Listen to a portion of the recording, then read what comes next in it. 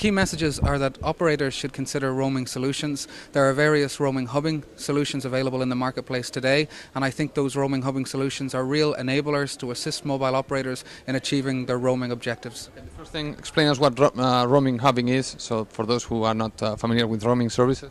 Roaming hubbing is a method whereby operators can achieve the roaming connections that they want to in a very cost-efficient and technically effective way. Absolutely, I think there's an increasing interest all the time in terms of roaming hubbing solutions that are there. I think there's two reasons for that. Number one is that the subscribers, the end consumers, always want new technologies and they want to have the latest handsets and the latest data availability in their particular regions. So for a start, it means that the mobile operators have to make sure that they have roaming agreements that give voice, data, SMS and GPRS coverage. As well as that, then, I think it's very important for operators to consider the alternatives to the technology. For example, there's Wi-Fi substitution now is something that must be considered, and also there's a long-term evolution of the industry. LTE is going to bring 4G as well. So with all of these developments within the industry, I think operators have to consider that roaming has to move beyond a 2G and 3G perspective into the next level. Well, we're a carrier services company and we specialise in the voice and signalling businesses, but also roaming hubbing, SMS hubbing,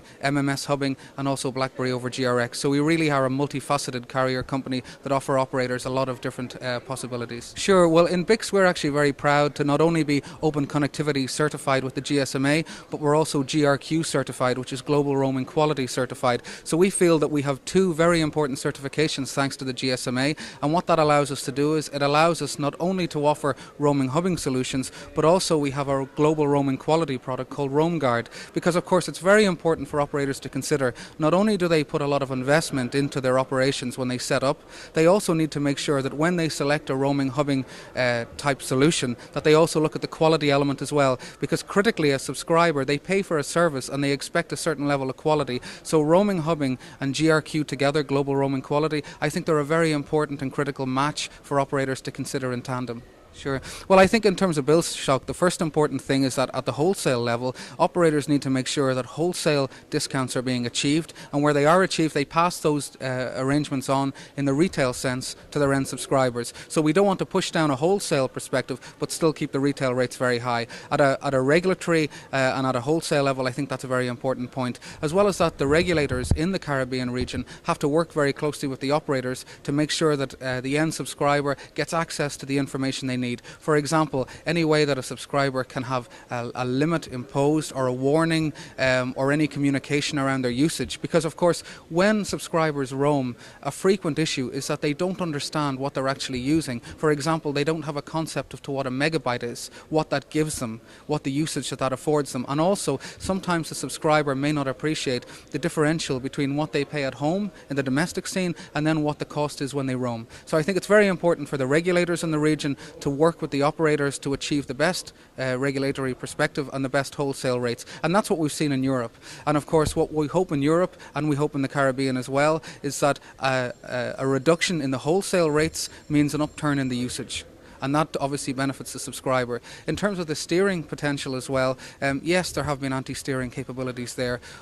From a BIcs perspective, we now have a next generation approach to steering. So what we see is we see a hybrid approach, where in the past we have had PMLN campaigns, we've had SMS updates of the PMLN list, and now what we see is a next generation solution whereby we interrogate the steering, the network selection, and we make sure that an operator is always making sure that the PMLN list is up to date with the latest list. So for example, if an operator has a preferred network, it's important that when the subscriber arrives in that network, performs their location update attempt, our platform basically makes sure what network is being selected, and then makes sure that if the PMLN list that's available to the subscriber is at a date, that via SMS an updated PMLN list is always in place. So that means that operators can make sure that the updated list is always available, and as they choose their preferred partners in a dynamic sense, the subscriber is always accessing the most cost-effective and affordable network to roam with. Well, I think it's very important, thanks to the GSMA, that we now have near trade